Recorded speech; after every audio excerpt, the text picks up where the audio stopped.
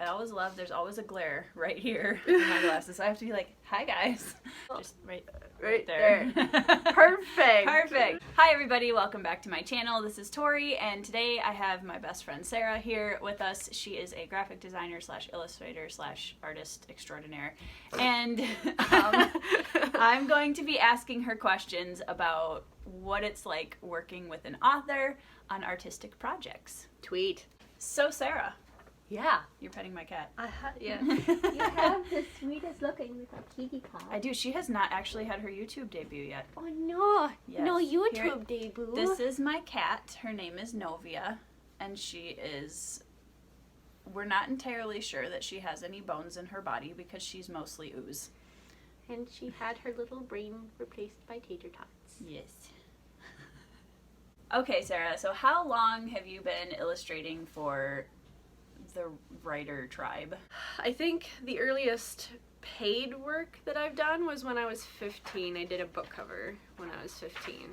So I should bring those over. Oh, That would be helpful. Keep talking about the book cover from when you were 15. Well, this is not the one when I was 15. This is the sorry. one when I was 16. So, which looks only marginally better than the one I did when I was 15. I did mostly book covers early on, but have done some other illustrations since then. As a whole, what kind of artwork have you done for authors total? Are you talking about like what mediums or Yes, okay? like you got, well, book covers. Yeah, etc. it's been mostly book covers. I think for you I did some like You've done chapter a few logos for me. A few logos, yes. Chapter headings, concept art, book covers obviously. I would say probably mostly concept art and logos. So this one might seem like kind of a dumb question, but I think it's something that I wanted to address. There's no dumb questions here.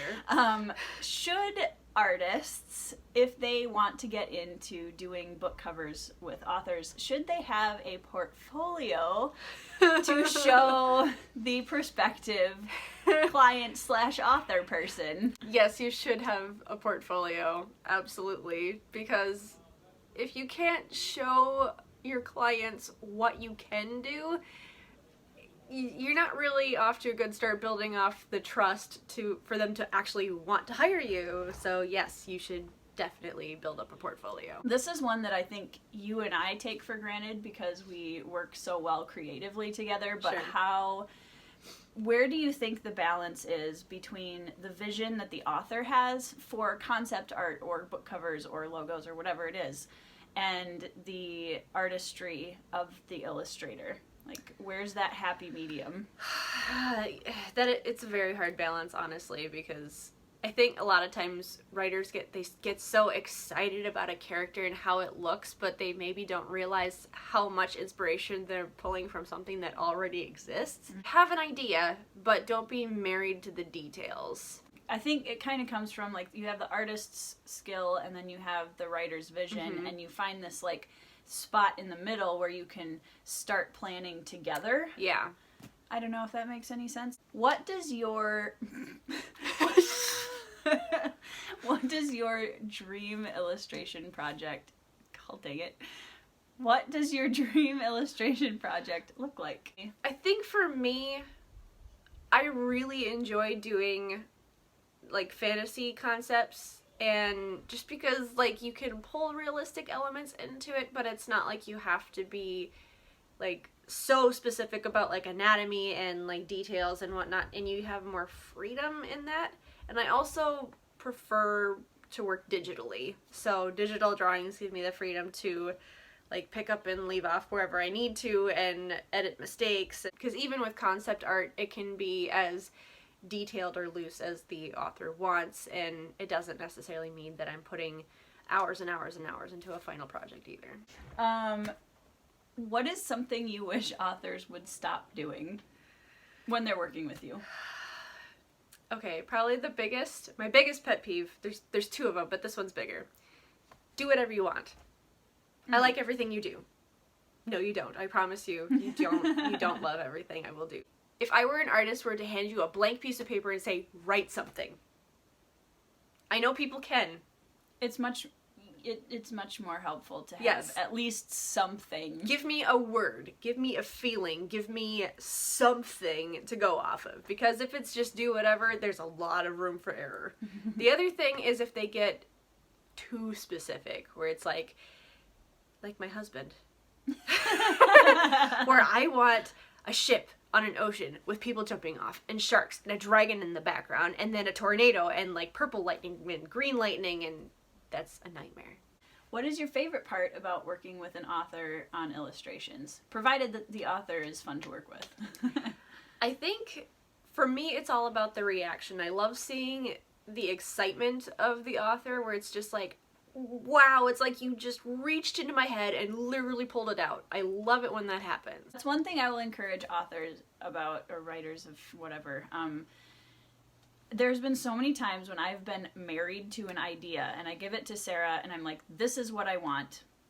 And she comes back with something that isn't exactly what I had in my head, but it's so much better because she's taken the concept of it and like made it with her style and flair, and I like it so much better, and I didn't even realize, like, oh yeah, that's actually better than what I had in my head, and that's because I was more open to, like, letting her do her thing. Hashtag art goals. We've been creatively collaborating for, like, a long time. And we've had hiccups, and we've learned what works really well. And we know each other so well at this point that she can probably see what's in my head better than I can. This is one that I think I'm actually really interested in hearing the answer to. So, where do you know when to draw the line and say no to a project? Like, what are the red flags of, nope, this is not a project I want to take on? The overly specific, like, okay, this is my nightmare customer. In a nutshell, I want all of these things very specifically. I want it in this medium, in this color, in like, I want it to look like Jack Sparrow, but like modern Jack Sparrow. And then, oh, but I only have $20.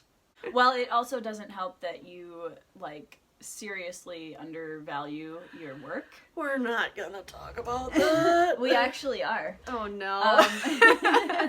So how do you, as an illustrator, how do you go about pricing yourself? If you're a freelance artist, Yeah. how do you do that? And I feel like this is kind of a double-edged sword in that sometimes, like, you do actually need to, like, get yourself out there and do some work first to understand, like, how to price yourself. Because if you price it in the way of, like, okay, I want to receive roughly this much per hour, but you need to be realistic in that how efficiently do you work. So if you know that it's going to take 3 hours for an illustration, or an illustration in a certain style, like, think about the kind of what you would like to receive hourly and bill it out as a project is probably how I would prefer to, because then, you know, for the author, they know roughly what they're getting, how much they're going to pay, and the artist has an expectation of what they're going to get paid without having too much of a, like, oh my gosh, I'm going to put so many hours into this and not get paid. Well, I was going to say, kind of to piggyback off of that, like, taking a job without establishing at the beginning what you're going to be paid. And do not ever start a project without establishing what you're going to get paid, because otherwise you get into the project, it's going to be more work than you expect, and then the author is going to be surprised when you have, like, this massive bill at the end. Have an idea of what you can do in a certain amount of time and price yourself accordingly, but I would also advise doing some sort of a flat rate, and maybe, like, if you want to allow edits, say, okay, I'm going to tack on this much extra for edits. That way you can leave it flexible, but just, the important part is, like, communicating back and forth between artist and author of exactly what they're getting and exactly what they're going to be paid. The last question is, what should an author do with their idea before approaching an illustrator to make it as easy as possible? Think about your concept, simplify it if you can, but then come up with a list of the things that you're absolutely sold on, that you do not want to compromise on, and then leave a little bit of room for the artist to actually have some inspiration and stretch themselves and be an artist. Sara has done 2 book covers for me, I think. 2 that got published, yes. Yes. We're working on that. Yes. So Sarah's done 2 book covers for me. The first one when we were both, 16 or 16. 17? Oh no, 17, yes. 17-ish, somewhere in there. Yeah. This was my second fantasy novel, The Iron Spear, and she did the tree for me. And this was one that we had, this one worked really well because it's such a simple concept, and I was basically like, I want a black background with a tree. Yep. So that was pretty easy. But then the most recent one, in November of 2018, my devotion book came out, and Sara did the cover for this. And this was one that I had a little bit more detail in mind for the cover, and it was a perfect example of Sara taking something and making it way better than I had in my head. But we talked a lot back and forth, and actually that's something really important to mention is like to keep the author involved in the process, like show them preliminary sketches before you start finishing things out, just so it's like, I'm going in this direction, how do you feel about that? This was a very collaborative project because she did the cover for me, but then she also helped me design the watercolor interior, and she did the typography for all of the Bible verses on the inside.